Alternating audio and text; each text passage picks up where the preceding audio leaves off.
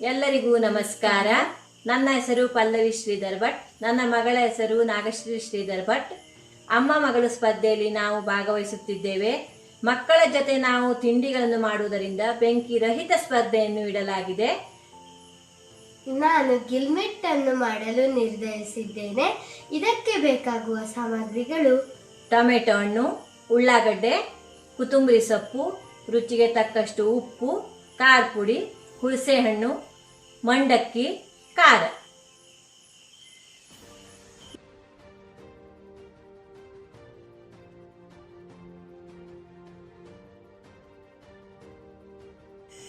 ಅಮ್ಮ ಮತ್ತು ಮಗಳ ಬೆಂಕಿ ರಹಿತ ಸ್ಪರ್ಧೆಯಾಗಿರುವುದರಿಂದ ಗಿಲ್ಮಿಟ್ ಮಾಡಲು ಟೊಮೆಟೊ ಹಣ್ಣು, ಉಳ್ಳಾಗಡ್ಡೆ ಹಾಗೂ ಕೊತ್ತಂಬರಿ ಸೊಪ್ಪನ್ನ ಹೆಚ್ಚಿಕೊಟ್ಟಿರುತ್ತೇನೆ.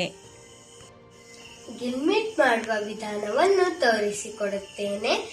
ಒಂದು ಬಾಂಡಲಿಯನ್ನು ತೆಗೆದುಕೊಂಡು ಆಮೇಲೆ ಅದಕ್ಕೆ ಸ್ವಲ್ಪ ಕೊಬ್ಬರಿ ಎಣ್ಣೆಯನ್ನು ಹಾಕಬೇಕು. ಆ ನಂತರ ನಮಗೆ ಎಷ್ಟು ಖಾರ ಬೇಕೋ ಅಷ್ಟೇ ಖಾರ ಪುಡಿಯನ್ನು ಹಾಕಬೇಕು.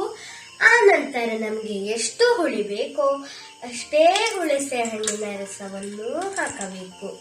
ಆಮೇಲೆ ನಮಗೆ ರುಚಿಗೆ ತಕ್ಕಷ್ಟು ಉಪ್ಪನ್ನು ಹಾಕಬೇಕು.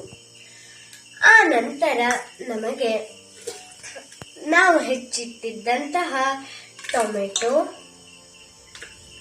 ಈರುಳ್ಳಿ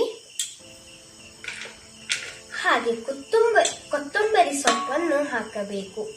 ಹಾಕಿ ಮಿಶ್ರಣ ಮಾಡಬೇಕು.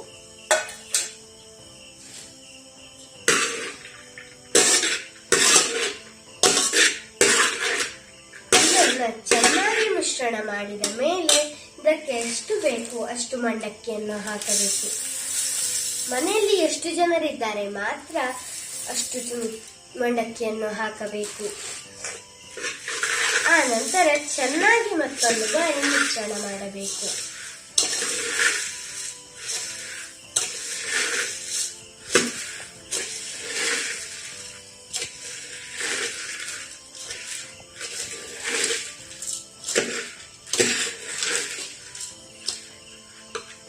ಆ ನಂತರ ಒಂದು ಬೌಲಿಗೆ ಗಿಲ್ಮಿಟ್ ಅನ್ನು ಹಾಕಿ ಅದರ ಮೇಲೆ ಶೇವನ್ನು ಉದುರಿಸಬೇಕು.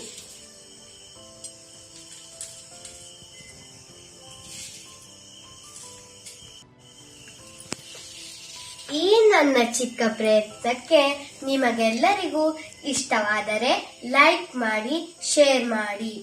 ಈ ಅವಕಾಶಕ್ಕಾಗಿ ಧನ್ಯವಾದಗಳು.